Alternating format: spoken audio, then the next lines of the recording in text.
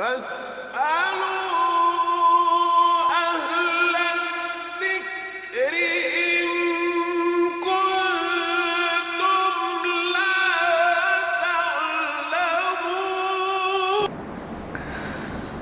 أعوذ بالله من الشيطان الرجيم.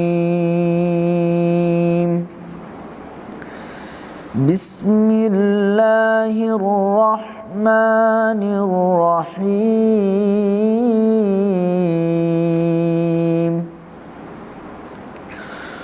والتين والزيتون وطور سينين وهذا البلد الأمين.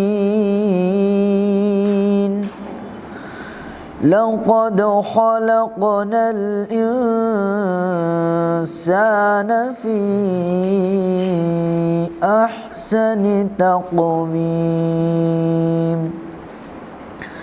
ثم رددناه أسفل سافلين إلا الذين آمنوا وعملوا الصالحات فلهم أجر غير ممنون.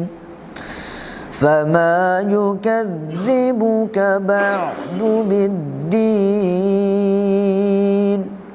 أليس الله بأحكم الحاكمين. صدق الله العظيم.